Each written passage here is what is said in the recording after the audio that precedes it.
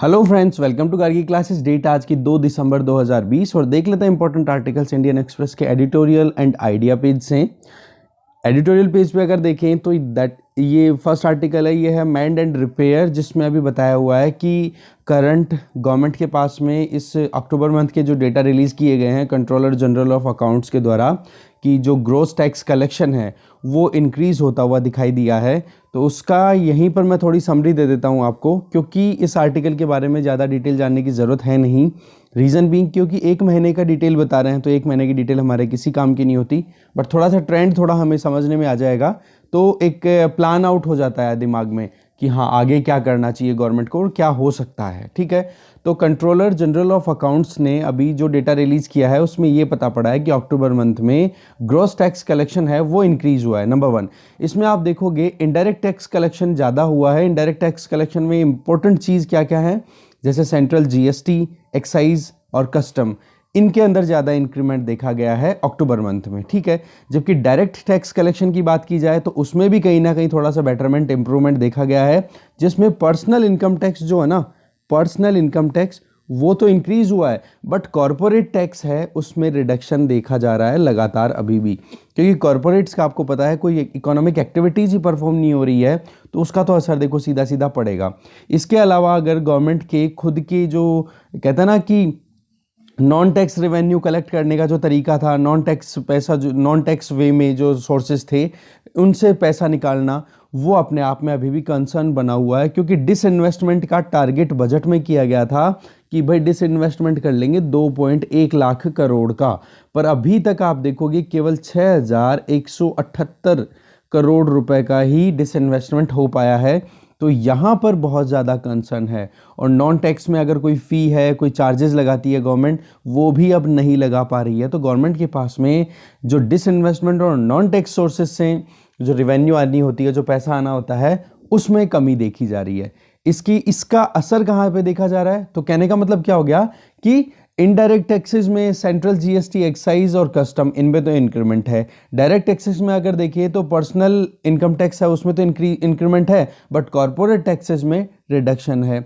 इसके अलावा डिसइन्वेस्टमेंट है, वो एक कंसर्न का कारण बना हुआ है, कहीं ना कहीं टेंशन है इस चीज़ को लेकर के सेंट्रल गवर्नमेंट को। तो इसका असर कहाँ पे देखा जा रहा है, जो स्टेट्स को टैक्स डेवोल्यूशन जो मिलना चाहिए वो प्रॉपर नहीं मिल पा रहा है। ठीक है, अब दूसरी तरफ अगर हम देखें, जो एनएसओ का डेटा अभी रिसेंटली रिलीज हुआ है, हमने देखा अभी कल परसों सेकंड क्वार्टर का, जिसमें ये जीडीपी से रिलेटेड, जिसमें ये बताया कि गवर्नमेंट की स्पेंडिंग, जो सेकंड क्वार्टर का डेटा है वो ये शो करता है कि गवर्नमेंट की स्पेंडिंग कम हुई है। बट अक्टूबर मंथ का जो डेटा आया ना, उसमें एनएसओ ने ये कहा है कि कहीं ना कहीं स्पेंडिंग गवर्नमेंट ने इंक्रीज की है।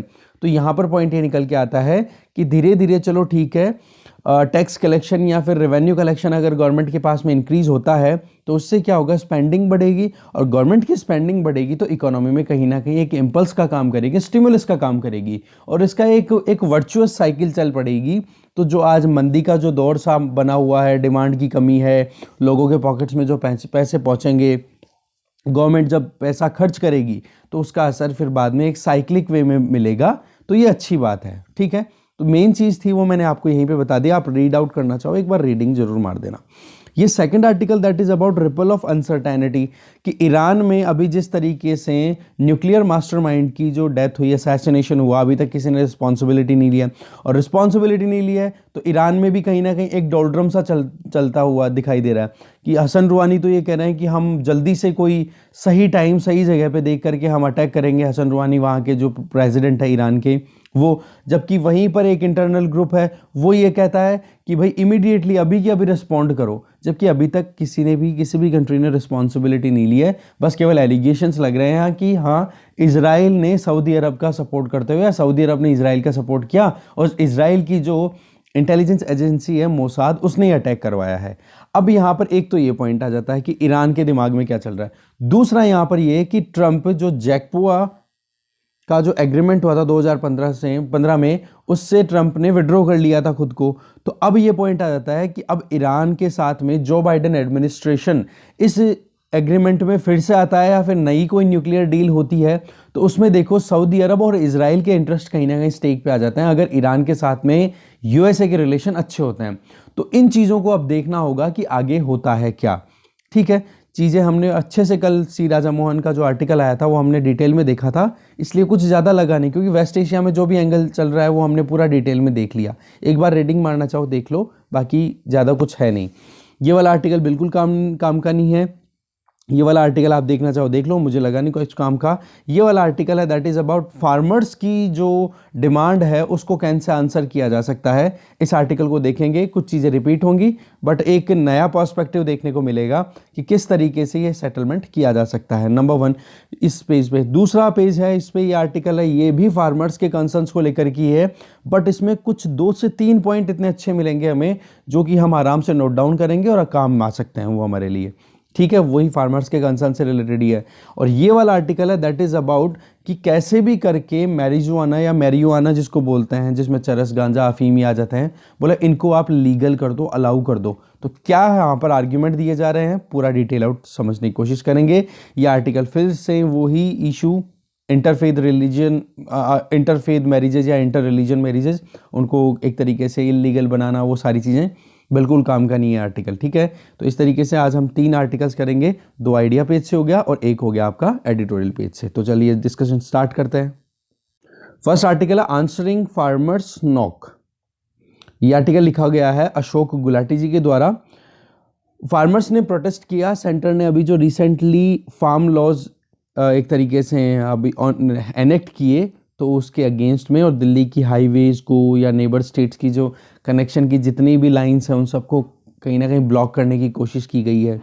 तो फार्मर्स का एजिटेशन है वो मेनली लीड किया जा रहा है पंजाब के फार्मर्स के द्वारा, और कुछ अदर ग्रुप्स ने भी अभी ज्वाइन कर लिया, जैसे यूपी में, वेस्टर्न यूपी में भी कुछ फार्मर्स आके ज्वाइन कर चुके हैं। तो राइट टू प्रोटेस्ट पीसफुली ये तो देखो हर जगह पे होना चाहिए, क्योंकि हम डेमोक्रेटिक कंट्री में रह रहे हैं तो ये ज़रूरी है, पर इसका मतलब ये नहीं कि वो रोडों को रोके या फिर उनकी इंटेंशन ये हो कि एक कैओस बने या कोई डिसरप्शन आए पूरे सिस्टम के अंदर। तो इन चीज़ों को कहीं ना कहीं इग्नोर करना चाहिए। फार्मर्स अगर प्रोटेस्ट करते हैं तो पीसफुली करो। अब यहाँ पर राइटर बोलते हैं कि सबसे बड़ी प्रॉब्लम जो रही है ना, वो रही है ग्रॉस कम्युनिकेशन फेलियर की। सेंट्रल गवर्नमेंट ने फार्मर्स के जो ग्रुप्स हैं, अपोजिशन पार्टीज जो हैं, उनके साथ में प्रॉपर बातचीत नहीं की और जल्दबाजी में ये कानून लाए गए थे। इस वजह से ये प्रॉब्लम है। इंटेंशन बिल्कुल गलत नहीं है, प्रोविजंस गलत नहीं है, बट जो तरीका था वो थोड़ा जल्दबाजी का रह गया। तो आप देखोगे कि जिस तरीके से सेंट्रल गवर्नमेंट ने इंटेंशन रखी कि फार्मर्स को बेनिफिट पहुंचना चाहिए, वो उन तक नहीं पहुंच पाया। और आप देखोगे इस मिसकम्युनिकेशन का या फिर एक मिसअंडरस्टैंडिंग का फ़ायदा ही कुछ पॉलिटिकल पार्टीज उठा रही हैं, कुछ सोशल एक्टिविस्ट उठा रहे हैं, क्योंकि अब ये जो पॉलिटिकल पार्टीज या फिर ये जो सोशल एक्टिविस्ट हैं, ये कहीं ना कहीं एग्जिस्टेंशियल थ्रेट का सामना कर रहे हैं। ये चीज़ें हमारे काम की नहीं है, बट थोड़ा सा यहाँ पर आर्टिकल को हम समझ रहे हैं तो ये डिटेल हमें देखनी पड़ेगी। तो आप देखोगे कि एक मैसिव मिस इन्फॉर्मेशन कैंपेन चल पड़ा है, जिसकी वजह से आप देखोगे कि इन कानूनों को केवल एक चीज़ क्लियर करके, मतलब एक चीज़ एक अमली जामा पहना करके डिलीवर किया जा रहा है कि ये कानून जो हैं वो कॉरपोरेट हाउसेस के लिए फेवर करते हैं। इन कानूनों के बेसिस पे एमएसपी सिस्टम जो है, मिनिमम सपोर्ट प्राइस सिस्टम, वो अबॉलिश हो जाएगा। एपीएमसी मंडीज़ को डिसमेंटल कर दिया जाएगा और फार्मर्स की ज़मीनें जो हैं वो कैप्चर कर ली जाएंगी। तो इस तरीके का नरेशन एक चल पड़ा है और इसकी वजह से आप देखोगे सच्चाई बिल्कुल भी सामने नहीं आ पा रही है और फार्मर्स जो कहीं ना कहीं एक तरीके से इग्नोरेंट वे में भी रहते हैं कि वो जानना नहीं चाहते कुछ चीज़ों को, कुछ नया हो रहा है उससे इंटरेक्ट नहीं करना चाहते, तो उनके लिए तो और ज़्यादा मुश्किलों का हो जाता है। तो वो कहीं ना कहीं कंसर्न है इन चीज़ों को लेकर के, और अगर ये प्रोविजंस अगर कोई बताएगा तो डेफिनेटली ये प्रॉब्लम होगी कि नहीं। बट फार्मर्स को अगर ये चीज़ पहले डिलीवर कर दी होती, प्रॉपर वे में डिस्कशन हो जाते, तो क्या ये आज नौबत आती। तो यहाँ पर ये फेलियर है। दूसरा, अगर हम देखें कि कोई सा भी कानून है ना, न तो वो एमएसपी को अबॉलिश करने की बात कर रहा है, न एपीएमसी सिस्टम को ख़त्म करने की बात कर रहा है। पर हाँ, ये चीज़ ज़रूर है कि आड़तियाज जो है ना, उनको कहीं ना कहीं उनका जो हाई कमीशन है उसको रोकने की कोशिश की जा रही है। अब आड़तियाज की बात करो या मंडी फ़ी की बात करो या फिर सेस की बात करो, जो कि स्टेट गवर्नमेंट है वो कलेक्ट करती है। अब आप देखोगे 8.5% एमएसपी का लगभग 8.5% पंजाब गवर्नमेंट जो है वो कलेक्ट करती है अपने इन मतलब आड़तियाज के कमीशन के तौर पे या फिर मान लो मंडी फ़ी के तौर पे या सेस के तौर पे। तो रफली लगभग 4.5 से 5 हज़ार करोड़ हर साल इकट्ठा होता है इससे रेवेन्यू। बट अभी तक भी इस चंक का, इस पूरी कलेक्शन का जो हमारे कैग हैं उन्होंने प्रॉपर वे में ऑडिटिंग नहीं की है। तो ये चीज़ कहीं ना कहीं अकाउंटेबिलिटी स्टेट्स की नहीं इंश्योर हो पाई है। अब बात ये आ जाती है कि क्या पॉलिसी ऑप्शन बचता है जिसके लिए फार्मर्स इतना कुछ कर रहे हैं और उनके लिए कुछ आउटकम निकल पाए। जो पंजाब के फार्मर लीडर्स हैं, जिसमें 2 मेजर पॉलिटिकल पार्टीज भी हैं, वो डिमांड कर रही हैं कि बोले इन कानूनों को रिपील करो। जैसा कि हमने 2 दिन पहले एक्सप्लेन पेज में देखा था, 2 दिन पहले का मतलब हो गया 30 तारीख का एक्सप्लेन पेज बोल रहा हूँ मैं, परसों का, ठीक है। तो उसमें ये बोला कि फार्म बिल्स को अगर इन कानूनों को रिपील करने की बात करें तो सेंट्रल गवर्नमेंट एग्री नहीं करेगी, चाहे 2 महीने के लिए होल्ड पे रखना पड़े इम्प्लीमेंटेशन को, ठीक है। तो पॉइंट यहाँ पे है, क्योंकि ये जो फार्म बिल आए हैं इनकी वजह से प्रॉब्लम पंजाब हरियाणा के किसानों को है, ये आपको पता है ही। क्योंकि आप देखते हो कि अगर रिपील किए जाते हैं ये बिल तो एक कंट्रोल वाला, लाइसेंस राज वाला सिस्टम वापस से आ जाएगा, जहां पर रेंट सीकिंग और ये सारी की सारी जो फार्मर्स का है एक्सप्लॉइटेशन वैसे की वैसे चलता रहेगा। तो वो चीज़ केवल पंजाब और हरियाणा में ही ज़्यादा मतलब चलती रही है। क्योंकि अगर आप मिल्क, पोल्ट्री या फिर फिशरी इनकी बात करोगे तो इनमें ग्रोथ भी रजिस्टर की जा रही है पिछले टाइम में 3 से 5% वीट और राइस के कंपैरिजन में, जबकि इनका 90% जो एग्री प्रोडक्शन होता है वो सोल्ड कहाँ पे होता है, कहाँ पे सेल आउट होता है, प्राइवेट सेक्टर में। तो कहने का मतलब केवल पंजाब और हरियाणा के किसानों को ही कंसर्न है इस चीज़ को लेकर के, बाकी और किसी भी कम्युनिटी को इतना ज़्यादा प्रॉब्लम नहीं है, चाहे वो एग्रीकल्चर प्रैक्टिसेस को परफॉर्म कर रहे हैं बट वो वीट और राइस के अलावा जा रहे हैं। अब बात की जा रही है एक तो ये कि इन कानूनों को रिपील करो, दूसरी बात ये की जा रही है जिससे फ़ायदा किसको होगा, कानूनों को रिपील करने से केवल पंजाब और हरियाणा वालों के कंसर्न जो है वो कहीं ना कहीं एड्रेस हो सकते हैं, बाकी थ्रू आउट कंट्री ज़्यादातर जो फार्मर्स हैं उनके लिए कोई कंसर्न नहीं है, इन लॉज को लेकर के कोई प्रॉब्लम नहीं है उनको। दूसरी डिमांड जो है दैट इज़ कि एमएसपी को स्टैट्यूटरी बनाओ, लीगल बैकिंग दे दो, जिससे क्या है कोई भी प्राइवेट सेक्टर का बंदा अगर इस एमएसपी को नहीं मानता है और उससे कम पे अगर खरीदारी करता है तो उसको जेल में डाल दिया जाए। तो यहाँ पर आप देखो सबसे पहली बात तो कि ये जो प्रोटेस्ट है और या फिर ये एमएसपी की लीगैलिटी की डिमांड है ना, ये कोई पहली बार नहीं है। 2004 से 2013 तक यूपीए प्रीवियस गवर्नमेंट थी, उन्होंने भी बहुत बार रिजेक्ट किया है इस डिमांड को। हमें पता होना चाहिए कि 23 कमोडिटीज़ के लिए एमएसपी डिक्लेयर की जाती है सेंट्रल गवर्नमेंट के द्वारा, और उनमें भी अगर हम देखें तो एक्चुअल प्रैक्टिस में वीट और राइस ही ऐसे हैं जो एंजॉय करते हैं एमएसपी फैसिलिटी को। तो कहने का मतलब ये हो गया कि केवल 6 से 7 ही ऐसे स्टेट्स हैं जहां पर वीट और राइस का प्रोडक्शन अच्छा होता है, तो एमएसपी का फायदा केवल 6 और 7 स्टेट्स को होता है, जिसमें पंजाब सबसे बड़ा है। तो आप देखोगे टोटल मार्केट अराइवल का लगभग 95 से 98%, मतलब मार्केट में जितना गेहूं और चावल आता है उसका 95 से 98% पंजाब के रीजन से आने की वजह से पंजाब के किसानों को एमएसपी का ज़्यादा फायदा होता है। और उसी बेसिस पे आप देखोगे स्टेट एजेंसीज फिर पंजाब के किसानों से इनसे क्या खरीदारी करती है एफसीआई के लिए, ठीक है, जिससे कि फूड सिक्योरिटी एक्ट हो गया या फिर जो भी रिक्वायरमेंट है फ्लड्स के टाइम पे, डिजास्टर के टाइम पे फूड सिक्योरिटी को इंश्योर किया जा सके। तो आप देखोगे यहाँ पर एक मोनोपोली सी दिखाई दे रही है, केवल पंजाब की तरफ या हरियाणा के जो किसान हैं उन्हीं को केवल ये फ़ायदा मिलता रहता है। अब एफसीआई है वो प्रोक्योर करता है एमएसपी बेसिस पे, मान गए। अब यहाँ पर क्या प्रॉब्लम आ रही है, एफसीआई के पास में जो गोडाउन्स हैं, जो ग्रेन स्टॉक करने की जगह हैं, वहाँ पर ही एक्सेसिबिलिटी है। बफर स्टॉक नॉर्म से 2.5 गुना ज़्यादा अनाज पड़ा है एफसीआई के पास में। तो ये तो एक इकोनॉमिक इनएफिशिएंसी है, एक इनएफिशिएंट ग्रेन मैनेजमेंट सिस्टम को शो करता है, और इसका फिर बाद में हर्जाना किसको भुगतना पड़ता है, लाखों या करोड़ों टैक्स पेयर्स को, बिना कोई उनके पर्पस को फुलफिल किए। ठीक है, आज कोविड-19 की कितनी प्रॉब्लम चल रही है, घर पे भी चाइना के साथ में बॉर्डर पे कितना डिस्प्यूट चल रहा है। तो इस पॉलिसी ऑप्शन को भी हम इम्प्रैक्टिकल मानते हैं, क्योंकि गवर्नमेंट जो है ना वो अभी एक्सेस प्रोडक्शन को कोप अप नहीं कर सकती, क्योंकि वीट और राइस ऑलरेडी हमारे पास में एक्सेस में अवेलेबल है। इवन चूहे काट रहे हैं, ख़राब हो रहा है वो पूरा का पूरा प्रोडक्शन। तो आप देखो कि अगर 23 कमोडिटीज़ के लिए जो हमने यहाँ पे बात की, 23 कमोडिटीज़ के लिए एमएसपी डिक्लेयर होती है, जिसमें इफेक्टिवली राइस और वीट का ही ज़्यादा रोल होता है। तो अगर 23 कमोडिटीज़ को अगर एमएसपी के अंडर में लेके आ गए और उनको प्रैक्टिकली आपने इंप्लीमेंट करना शुरू कर दिया तो कितना बुरा हाल हो जाएगा आप सोच सकते हो, ठीक है। और जबकि गवर्नमेंट के पास में पैसा भी नहीं है इस टाइम पे। फिर बात आ जाती है एक्सेस प्रोडक्शन की। अब एक्सेस प्रोडक्शन होगा तो प्राइवेट सेक्टर है ना, वो आगे नहीं आएगा अगर एमएसपी का आपने ज़्यादा वो लगा दिया दादागिरी कि एमएसपी पे खरीदो, क्योंकि प्राइवेट सेक्टर तो फिर बाद में इंपोर्ट करने की कोशिश करेगा। और प्राइवेट सेक्टर तो मार्केट फोर्स पे काम करता है भाई, कि जहाँ पे सस्ता सस्ता काम होगा और जहाँ पे बेनिफिट ज़्यादा मिलेगा तो प्राइवेट सेक्टर तो उधर अट्रैक्ट होगा। तो इंडियन एग्रीकल्चर को अगर हमें नॉन कॉम्पिटिटिव बनाना है तो इस तरीके की जो अनसस्टेनेबल फाइनेंशियल कंडीशंस क्रिएट करने की कोशिश की जा रही है तो वाकई में हमारी एग्रीकल्चर वर्ल्ड में कॉम्पिटिटिव नहीं होगी। वर्ल्ड सप्लाई चेन में ऑलरेडी हमारा इतना कोई पार्टिसिपेशन नहीं है। तो अगर एमएसपी फिर डिक्लेयर करो तो 23 ही क्यों, फिर 40 की करो ना। पॉइंट यहाँ पे आ जाता है। तो स्टेट का सोशलिज्म जो है ना, जो अभी दिमाग ये कर रहे हैं स्टेट पॉलिटिक्स, ये कहीं ना कहीं एक फाइनेंशियल डिजास्टर में कन्वर्ट हो जाएगा और कुछ नहीं है, ठीक है। दो हो गई चीज़ें। तीसरी पॉइंट ये है कि प्राइस स्टेबलाइजेशन स्कीम है वो ऑलरेडी चल रही है, जिसमें गवर्नमेंट ने प्रोएक्टिवली अपनी तरफ से एक आश्वासन दे रखा है कि अगर आपके यहाँ पर मान लो कोई भी प्रोड्यूस आप सेल आउट करते हो, एमएसपी डिक्लेयर कर दी 23 कमोडिटीज की गवर्नमेंट ने।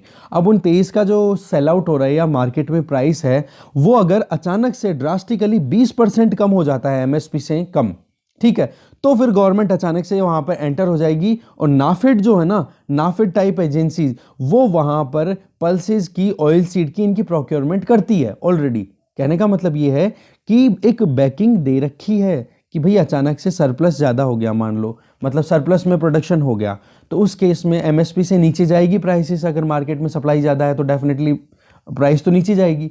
तो उस केस में भी अगर 20% तक अचानक से रिडक्शन हो जाता है एमएसपी के नीचे प्राइसेस का, तो उस केस में नाफेड जैसी बहुत सारी एजेंसीज हैं जो ऑलरेडी पल्सेस, ऑयल सीड इनको खरीद लेती है। तो इससे क्या होता है, किसान को ज़्यादा हैरेसमेंट का सामना नहीं करना पड़ता। तो ये फैसिलिटी ऑलरेडी अवेलेबल है हमारे यहाँ पे, प्राइस स्टेबलाइजेशन स्कीम।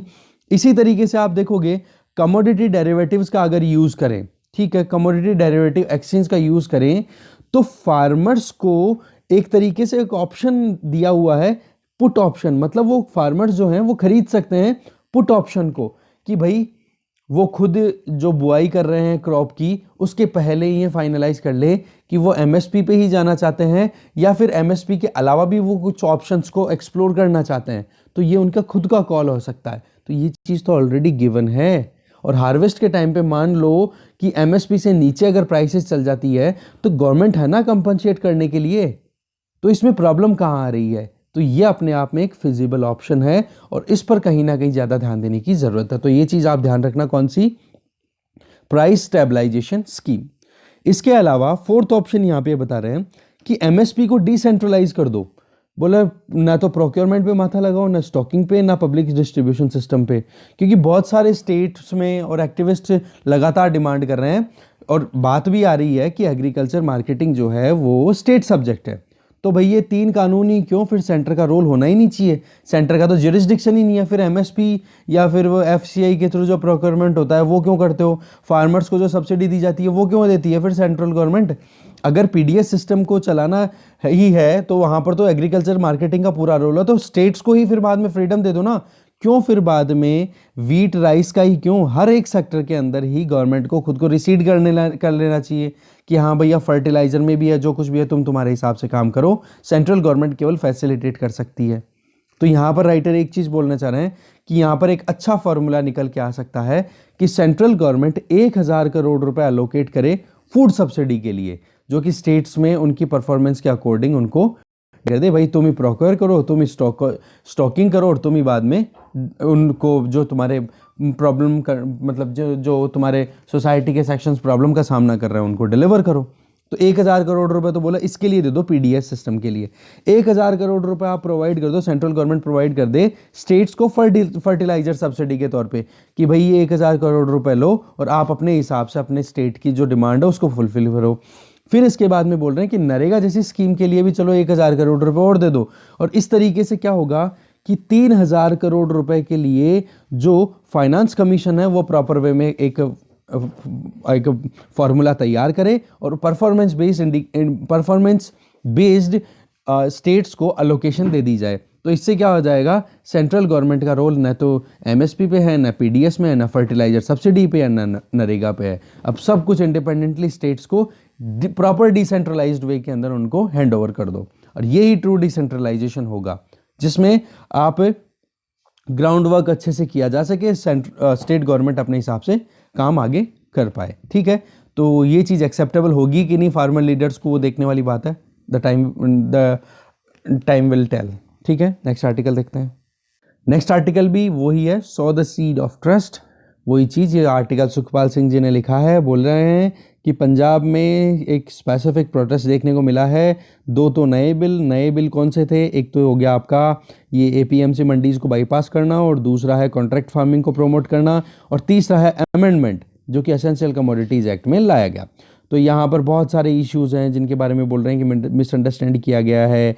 तो कुछ यहाँ पर कंसर्न्स भी है जो हम अगर जान लेंगे तो ठीक रहेगा। ठीक है, तो इसमें हम डायरेक्टली आते हैं यहाँ पर farmers produce trade and commerce, जो आप बोल रहे हो एपीएमसी मंडीज़ को बाईपास करने वाला एक्ट है। यहाँ पर क्या कंसर्न है, यहाँ पर राइटर बोल रहे हैं कि जो कोई भी प्राइवेट अगर इंडिविजुअल है या इंस्टीट्यूशन है जो प्रोक्योर करना चाहता है एग्रीकल्चर प्रोड्यूस को, अगर उसके पास में पैन नंबर है, परमानेंट अकाउंट नंबर है, तो वो फार्मर सेलर से डायरेक्टली खरीद सकते हैं, और स्टेट्स को कोई वहाँ पर रोल नहीं दिया गया है कि वो उन प्राइवेट प्रोक्योर करने वाले जो एंटिटीज़ हैं उन पे टैक्स लगाए या फिर कोई भी ट्रांजैक्शनल मतलब उन पे कोई सेस लगाए। तो इससे क्या हो जाएगा, आप देखोगे कि जब कोई प्राइवेट एंटिटी खरीदेगी फार्मर से सीधा और उनको टैक्स नहीं देना पड़ेगा, तो वो जो एंड कमोडिटी है उसकी प्राइस ऑटोमेटिकली कम हो जाएगी, और जितना भी पैसा आएगा वो सीधा का सीधा फार्मर के पॉकेट में।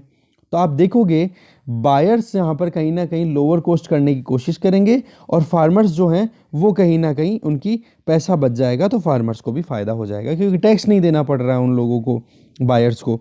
तो इस तरीके की क्लेम ये की जा रही है कि फार्मर्स के लिए एक अलग से एक चॉइस ऑफ चैनल अवेलेबल है कि एपीएमसी में भी जाना चाहे तो चले जाएं, या फिर एपीएमसी को अवॉइड करके बाहर भी अगर वो बेचना चाहें तो बेच सकते हैं।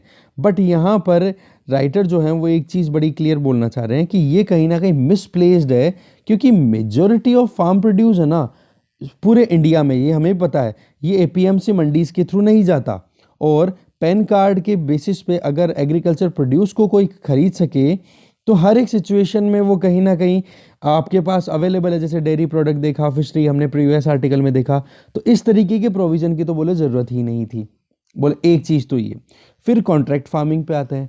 बोले कॉन्ट्रैक्ट फार्मिंग की बात करें तो इंडिया में बहुत सारे क्रॉप्स पे बहुत सारे रीजन्स में ऑलरेडी प्रैक्टिस की जाती है, बट इसमें सबसे बड़ी प्रॉब्लम क्या है कि स्टेट गवर्नमेंट ने अभी तक तो क्या था, स्टेट गवर्नमेंट्स ने कॉन्ट्रैक्ट फार्मिंग से रिलेटेड रूल रेगुलेशन बना रखे थे, तो उन्होंने स्मॉल एंड मार्जिनल फार्मर्स को एक्सक्लूड कर रखा था।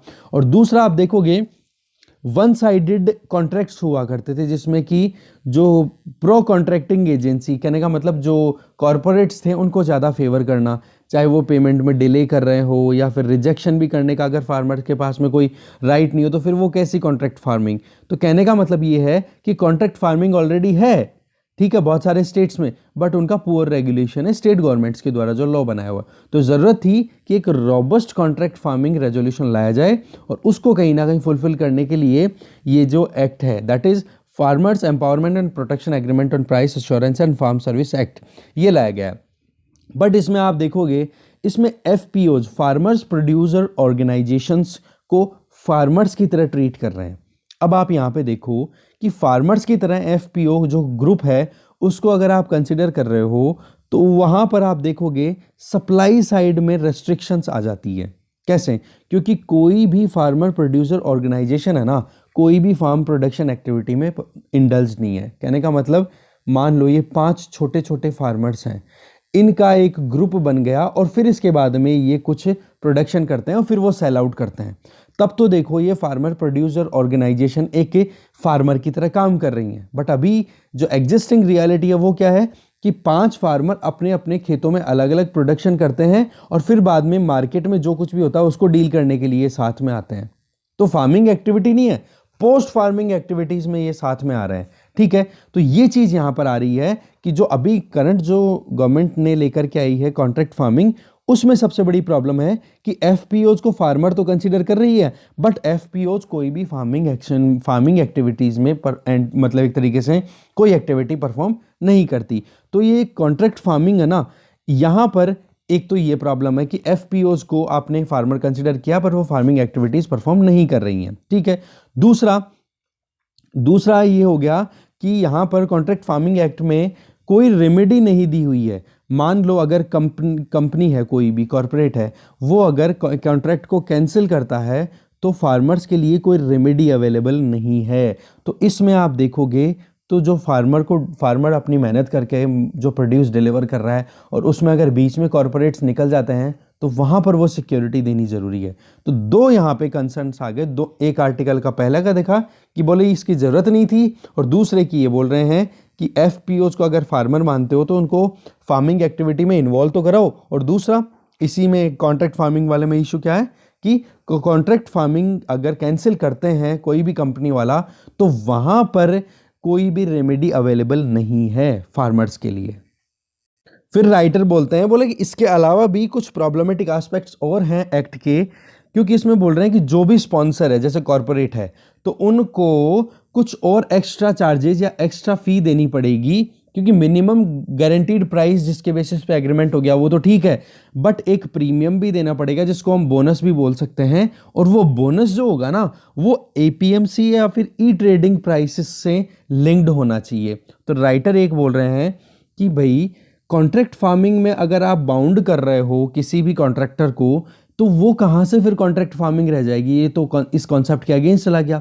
दूसरा, आप ये जो कॉन्ट्रैक्ट फार्मिंग में प्राइस को डिसाइड करने की बात कर रहे हो जिसमें एपीएमसी मंडी से रिलेटेड आप जो प्राइसेस है उनसे आप कनेक्ट कर रहे हो, और दूसरी तरफ आप एपीएमसी मंडीज को बाईपास करने की बात कर रहे हो, तो वो भी कहीं ना कहीं कॉन्ट्रैक्शन में आ जाता है।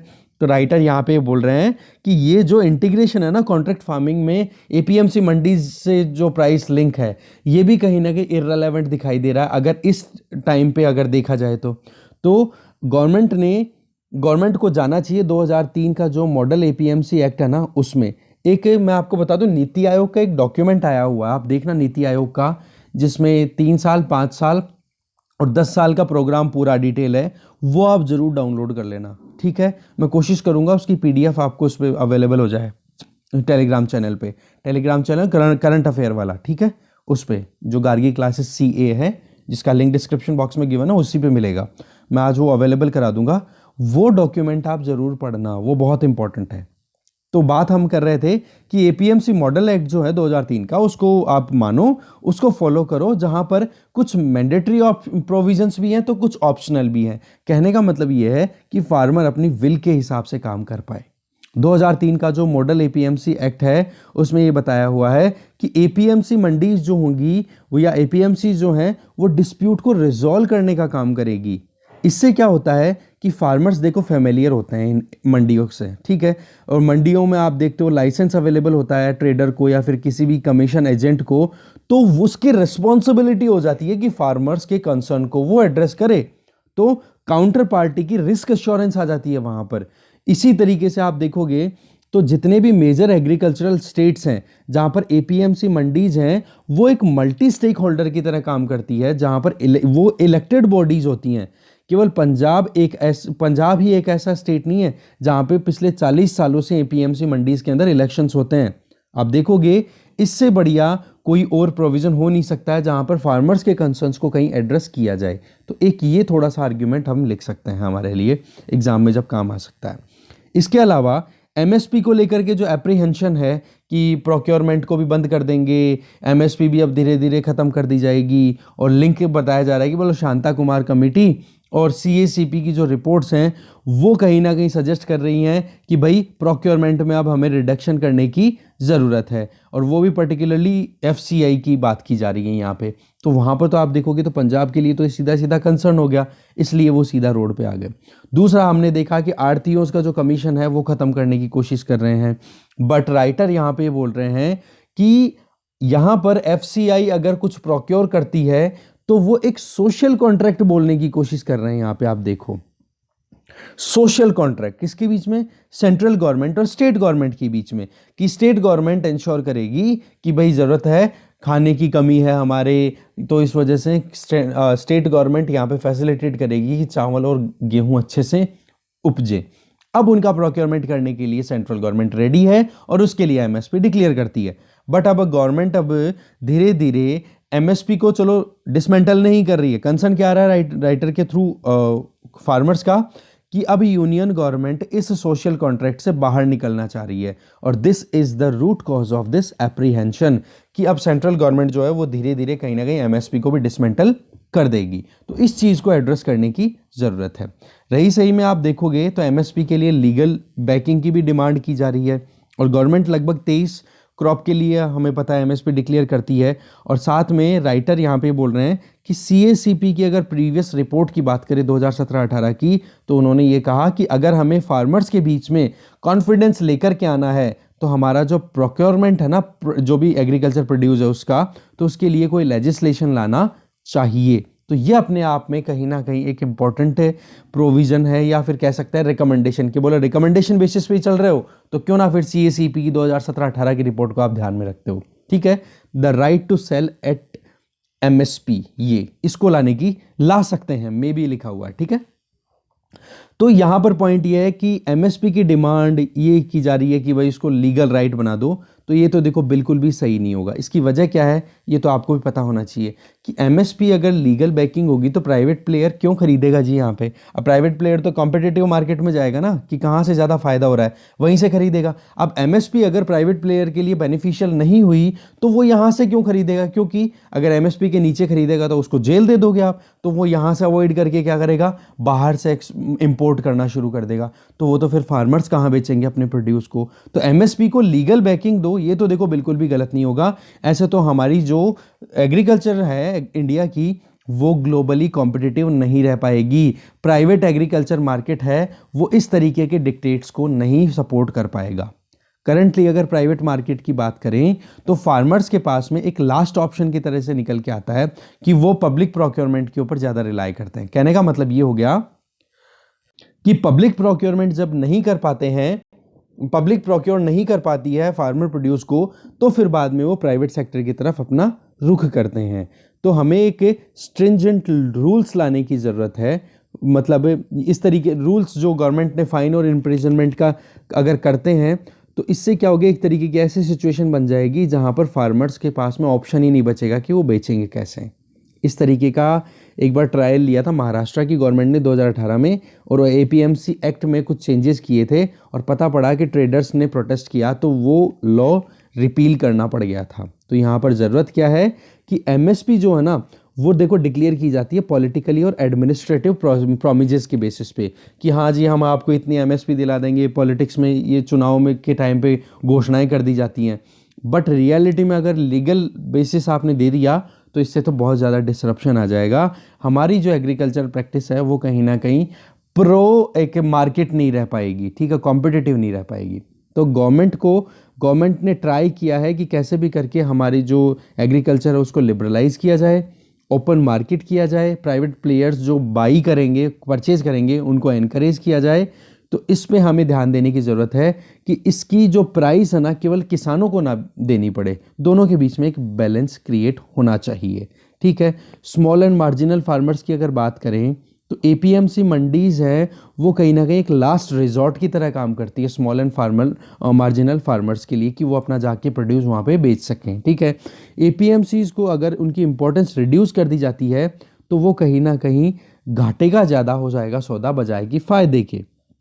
तो ज़रूरत क्या है, एफपीओ ऑर्गेनाइजेशंस को आप प्राइवेट एजेंसीज के लिए अट्रैक्टिव कैसे बना सकते हो, कि सभी छोटे फार्मर्स को एक साथ लाओ और कहो कि भाई तुम प्रोड्यूस करो एक पर्टिकुलर क्रॉप को, तब जाकर के ये बात हो सकती है। मतलब एफपीओज को एक्चुअल में फार्मर बनाओ आप, ठीक है, तब जाके कि प्राइवेट एजेंसीज के लिए भी कॉन्ट्रैक्ट फार्मिंग है ना या फिर डायरेक्ट परचेजिंग है वो भी वायबल बन पाएगी। नेक्स्ट आर्टिकल देखते हैं। नेक्स्ट आर्टिकल है all the smoke, Vikram Patel के द्वारा लिखा हुआ आर्टिकल है। यूएस इलेक्शन में हमने देखा कि बहुत ज़्यादा पोलराइजेशन है, बहुत सारी प्रॉब्लम है, बट एक सेगमेंट जो चल रहा था वो ये कि गांजा, चरस, भांग या फिर मैरिजुआना मैरिजुआना मत पढ़ना, इसको मैरिजुआना, ठीक है, इसको लीगलाइज कर दिया जाए और इसके बेसिस पे वोटिंग भी हुई है वहाँ पर। और यही आर्ग्यूमेंट यहाँ पर दिया जा रहा है कि मिलियंस ऑफ यंग पीपल को इस पर्टिकुलर एक सेगमेंट की वजह से जेल भी हुई है। तो अभी क्या है कि जिस तरीके से अब ड्रामेटिक शिफ्ट देखा जा रहा है, जिस कंट्री में 50 साल पहले लेके लेजिस्लेशन लाया गया था कि कैसे भी करके इस मैरिजुआना को बैन करो, वहां पर अब डिमांड उठ रही है कि इसको लीगलाइज कर दो। कनाडा और यूरुग्वे ने तो already nation wide marijuana stores भी खोल दिए हैं और इनको डीक्रिमिनलाइज कर दिया है। अब पॉइंट ये आ जाता है कि इंडिया के लिए क्या है यहाँ पर। तो देखो, राइटर एक ही चीज़ बोलते हैं कि आप देखो, साइंस के जितने भी रिसर्च हो चुकी हैं मैरिजुआना पे और इससे एसोसिएटेड कितने भी रिजल्ट्स मिले हैं, तो एक चीज़ बड़ी क्लियर आई है कि जितना डर है वो ओवर एस्टिमेटेड है, कि ये सब्सटेंस है वो मेंटल हेल्थ को ख़राब कर देता है, सोसाइटी में गजब के डिसरप्शन लेकर के आता है। और आप देख सकते हो एक तरीके से प्रोग्रेसिव हेल्थ पॉलिसीज़ के अगेंस्ट में है। अब जैसे कि यहाँ पर राइटर एक एग्जांपल दे रहे हैं कि अल्कोहल को अलाउ किया गया, लीगली अलाउड है, कहने का मतलब कुछ रेगुलेशंस हैं, स्ट्रिंजेंट कुछ स्ट्रॉन्ग कानून बने हुए हैं। तो उसको जैसे ही आपने डिक्रिमिनलाइज किया तो उसके बेसिस पे जिसको ज़रूरत है उसको उसने ले ली। आपने एज डिफाइन कर रखी है, आपने पर्टिकुलर यूज़ बता रखे हैं कि उनके बेसिस पे या फिर उन्हीं सर्कमस्टांसेस को पूरा करते हुए आप अल्कोहल कंज्यूम कर सकते हो। तो इससे डिक्रिमिनलाइजेशन हो जाएगा और इससे क्या हो जाएगा, गवर्नमेंट को टैक्सेशन मिल जाएगी। और साथ में आप देखोगे एजुकेशन स्प्रेड करो ना, आप पढ़ाओ लोग बच्चों को या फिर ज्ञान दो कि भाई इसका ये फ़ायदा है, ये नुकसान है। एज रेस्ट्रिक्शंस दो, डोज की लिमिटेशन करो, एक्टिव इंग्रेडिएंट कितना होना चाहिए पर्टिकुलर एक डोज में वो देख लो, द एक्टिव इंग्रेडिएंट, ठीक है, ये काम आएगी टर्म बताऊंगा मैं आपको। और एक्सेस में काउंसलिंग प्रोवाइड करो, कहने का मतलब ये है कि आप इसको डिक्रिमिनलाइज कर दोगे तो क्रिमिनल माफियाज हैं उनकी भी रूट्स उखड़ जाएंगी। जेल्स हैं जहाँ पे आप यंग पीपल जिनको कि ड्रग के या फिर नारकोटिक्स का जो लॉ है 1985 का, उसके बेसिस पे आपने जेल में डाल रखा है, उनको आप फ्री कर दोगे। जस्ट एक बिट ऑफ फन उसके लिए अगर वो थोड़ा बहुत यूज़ करते हैं तो आप उस चीज़ को बैन मत करो।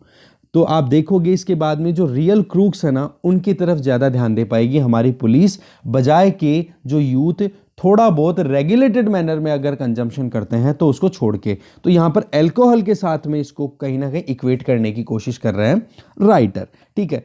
अब यहाँ पर देखते हैं कि एक ड्रामेटिक चेंज देखा जा रहा है एटीट्यूड में, और वो आप देखोगे तो एक कंट्रास्ट भी है कि हमारा जो इंडिया का नारकोटिक्स कंट्रोल बोर्ड है वो इन्वेस्टिगेट करता है नारकोटिक्स या ड्रग से रिलेटेड केसेस को, इंटेरोगेट करते हैं वो, और लोगों को अरेस्ट भी करते हैं कि भाई थोड़ा बहुत भी अगर मैरिजुआना का कंटेंट उनके पास में मिल गया तो जेल में डालो। अब आप देखो यहाँ पर इस तरीके से 30 मिलियन से ज़्यादा लोगों की अगर बात करें, उन पर दिमाग लगा करके ऑफिसर्स अपना मतलब कंटिन्यूसली अपनी एक्सरसाइज को इम्प्लीमेंट करते रहते हैं। तो मैरिजुआना का इतना 30 मिलियन लोग कब 2019 का डेटा बता रहे हैं ये, ठीक है, इनको आप जेलों में डाल रहे हो, कैप्चर कर रहे हो, इनके अगेंस्ट में इन्वेस्टिगेशन कर रहे हो, इंटेरोगेशन कर रहे हो। तो अगर इसको हम देखें तो ये एक स्टेट स्पॉन्सर्ड सर्वे हुआ कि नहीं, कि गवर्नमेंट चाह रही है, और इसका अल्टीमेट रिजल्ट क्या हो रहा है, लोगों को आप जेल में डाल रहे हो। तो इससे क्या होगा, लोगों को आप जेल में डाल रहे हो तो प्रेशराइज्ड फोर्सफुली आप ब्राइब को भी प्रमोट कर रहे हो, ज़्यादा से ज़्यादा वहाँ पर ब्राइब भी ली जाती है। और वाकई में रियलिटी है कि ठीक है, अंडर द टेबल बहुत पैसा खाया जाता है ड्रग्स के केसेस में, ठीक है। तो आप यहाँ पे देखोगे एक फिगर क्लियर सा निकलता हुआ दिखाई दे रहा है कि कंजर्वेटिव एस्टिमेट्स यहाँ पर ज़्यादा है बजाय की प्रोग्रेसिव पॉलिसी फॉर्मुलेशन। अगर एनसीबी को अगर देखें तो वो एक पेट्रियोटिक टास्क बताया हुआ है उनको कि भाई हमारे कंट्री की जो मॉरल प्योरिटी है कि हमारे यहाँ पर नशे को गलत माना जाता है। तो ये जो मैरिजुआना का जो केस है ना, इसको तो आप फॉरेन इन्फ्लुएंस समझो, क्योंकि अगर हम हमारी हिस्ट्री को खंगाल के देखें तो पता पड़ता है अंग्रेजों ने मैरिजुआना के यूज़ को ही डिक्लेयर किया था कि भाई ये अनलॉफुल है, क्रिमिनल कंजम्पशन है। तो हिस्ट्री को हमें कहीं ना कहीं चेक करना पड़ेगा, क्योंकि मैरिजुआना को हमारे यहाँ पर एक मेडिसिनल पर्पस के लिए भी यूज़ किया जाता था और पहले यूज़ होता था, बट इसको क्रिमिनलाइज किसने किया, फॉरेनर्स ने। तो हमें ये चीज़ क्लियर करने की ज़रूरत है। फर्स्ट अगर हम देखें, सबसे इंपॉर्टेंट बात, ब्रिटिशर्स हैं, उन्होंने बैन किया था इस सब्सटेंस को बहुत सारे ओकेजन्स पे, और फाइनली आप देखोगे कि डिक्लेयर कर दिया गया कि अगर मॉडरेट यूज किया जाता है इस ड्रग का, मतलब ब्रिटिशर्स के टाइम पे भी बैन तो किया गया, बट मॉडरेट यूज किया जाता है इस ड्रग का, या फिर एक्सेप्शनल इश्यूज में अगर यूज किया जाता है तो उस केस में उनको ज़्यादा प्रॉब्लम ना हो। दूसरा कि जितनी भी रिसर्च हुई है उससे कोई क्लियरली मार्क्ड कोई रिजल्ट नहीं मिल रहा है जिसकी वजह से यूजर को प्रॉब्लम हो रही हो, ठीक है। और सोसाइटी पे अगर ज़्यादा प्रॉब्लम क्रिएट करे तो उन पे लगाम लगाओ। कहने का मतलब एक वेल मैनर्ड, वेल रेगुलेटेड वे में लेजिस्लेशन होना चाहिए, ठीक है।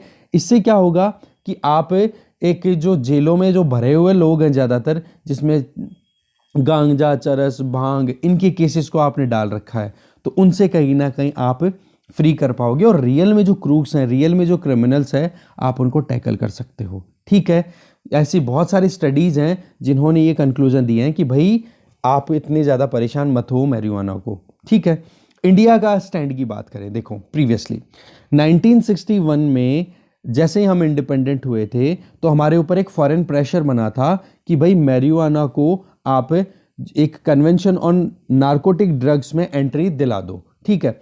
तो आप देखोगे गवर्नमेंट ऑफ इंडिया ने बिल्कुल रिजेक्ट कर दिया था, ये कह के कि भाई हमारे यहाँ पे सोशल और रिलीजियस कस्टम्स में मैरिजुआना का बहुत इंपॉर्टेंट रोल है, और हम कल्चरल पॉइंट को, सोशो कल्चरल इश्यूज को देखते हुए हम मैरिजुआना को इस कन्वेंशन ऑन नारकोटिक ड्रग में नहीं डालने देंगे, क्योंकि हमारे यहाँ पर इसकी बहुत ही ज़्यादा इंपॉर्टेंट वैल्यू कंसिडर की जाती है सोशो कल्चरली, ठीक है। तो इंटरनेशनल कम्युनिटी ने तो इंडिया को अलाउ कर दिया दो कंडीशंस पे। एक तो ये कि गवर्नमेंट जो है वो एक्सपोर्ट नहीं करेगी मैरिजुआना का, चलो ठीक है, हम इंडिया की तरफ से मान लेते हैं कि इस कन्वेंशन के अंडर में मैरिजुआना को एंटर नहीं होने देंगे, बट इंडिया एक तो एक्सपोर्ट नहीं करेगा, दूसरा 25 सालों के अंदर अंदर इंडिया जो है वो क्रिमिनलाइज कर देगा मैरिजुआना के कंजम्पशन को। तो ऐसे करके 1985 में हमारे narcotics, drugs and psychotropic substance act आता है, जिसके बेसिस पे आप देखते हो कि आज क्रिमिनलाइज कर दिया गया है मैरिजुआना को, और उसके बेसिस पे आज बहुत सारे केसेस देखते हो जहां पर जो यूथ हैं, जो भी कंज्यूम करते हुए मिलते हैं, चाहे वो हल्की सी थोड़ी बहुत अमाउंट में ही उनके पास में मैरिजुआना मिले, तो उनको जेल में डाल दिया जाता है। जबकि आप देखोगे हमारे यहाँ पर भांग, यहाँ पर मैरिजुआना के अलग अलग फीचर्स होते हैं, कोई जड़ से निकलता है, कोई स्टेम से निकलता है, कोई फूल से, कोई लीफ से, इनके अलग अलग नाम दे दिए जाते हैं, ठीक है। कैनेबीज होता है, कैनेबीज स्टाइवा ऐसे कहते हैं, स्टीविया समथिंग होती है, ये एक प्लांट होता है, उसके अलग अलग पार्ट से ये बनते हैं, जैसे चरस, गांजा, अफीम, ये भांग और ये, ठीक है। तो भांग को हमारे यहाँ पर अभी भी इलीगल नहीं किया हुआ है। आप देखो कि सिगरेट को तो बैन करने की बात कर देते हैं, हमारे पर बीड़ी पर नहीं। तो ये तो एक तरीके से आप क्या सोच के कर रहे हो, एक बड़ा क्वेश्चन है, ठीक है। तो मैरिजुआना से देखो रिस्क है, इसमें कोई डाउट नहीं है, मानते हैं ये चीज़, और ब्रेन पर भी इफ़ेक्ट डालती है, बट आप देखोगे कि केवल एक वेल्दी कंट्रीज के लेजिस्लेशन की वजह से अब हाइब्रिड स्ट्रेन बनाई जा रही है मैरिजुआना की। आप देखो यहाँ पर मैरिजुआना का दिमाग पे असर है, कोई डाउट नहीं है, बट वेल्दी कंट्रीज में कुछ ऐसे लेजिस्लेशन आए जिनकी वजह से हाइब्रिड स्ट्रेन बनाई जा रही है मैरिजुआना की, और आप देखोगे उसमें ज़्यादा कॉन्सेंट्रेशन देखी जा रही है द एक्टिव इंग्रेडिएंट्स, THCs की अगर देखोगे तो बहुत ज़्यादा क्वांटिटी वहाँ पर आ रही है। तो अगर आपने टाइम पे हमारी जो लोकल, जो एक कहते हैं ना स्पीसी है, जो प्लांट की ब्रीड है, उसको अगर आपने अलाउ नहीं किया, तो हमारे यहाँ पर मार्केट में इलीगली वो जो सब्सटेंस, जो हाइब्रिड मैरिजुआना है, वो फ्लड कर देगी हमारे मार्केट्स को, बहुत ज़्यादा आ जाएगा यहाँ पे। और आप देखोगे वो और भी ज़्यादा पोटेंट है, इस ड्रग से देखोगे यंग पीपल को ज़्यादा डेंजर है, ठीक है, वो ज़्यादा वल्नरेबल हैं, मेंटल डिसऑर्डर उससे और ज़्यादा आएगा। तो ज़रूरत है कि एक स्ट्रिक्ट रेगुलेशन लाई जाए और इसके बाद में लीगलाइज कर दिया जाए मैरिजुआना को, ठीक है। तो एक लेजिस्लेशन ही एक ऐसी अपॉर्चुनिटी ऑफर करता है जिसके बेसिस पे आप हार्म को मिनिमाइज कर सकते हो। जैसे अल्कोहल कंजम्पशन को आपने प्रॉपर्ली रेगुलेट कर रखा है, तो वो उसको जिसको यूज़ करना है वो यूज़ भी करता है, और ओवर एक्सेस यूज़ कर लेता है, तो उसको खुद को पता भी रहता है, वेल अवेयर भी रहता है एक इंडिविजुअल कि हाँ मुझे कितना ड्रिंक करना है, कितना नहीं करना। इससे क्या हो जाएगा कि हार्म को आपने मिनिमाइज कर दिया।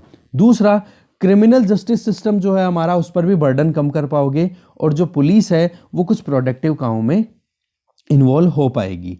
हमारे यहाँ पर बहुत सारे पॉलिटिशियन, बहुत सारे लाइक माइंडेड जो पीपल हैं वो साधु, civil society groups, great legalisation movement भी हमारे यहाँ पर चल पड़ा है और उनकी डिमांड एक ही है कि एक सफिशिएंट इनवॉकिंग होनी चाहिए कोई भी लेजिस्लेशन की, और हमें हमारी जो एंशिएंट स्क्रिप्चर्स हैं उनके बारे में भी देखना चाहिए कि किस तरीके से कॉलोनियल प्रीजुडाइस हमारे अभी भी चलता जा रहा है, क्योंकि हमारे यहाँ पर तो मैरिजुआना को एंशिएंट अगर हिस्टोरिकल पर्सपेक्टिव से भी देखें तो बहुत इंपॉर्टेंट माना गया है।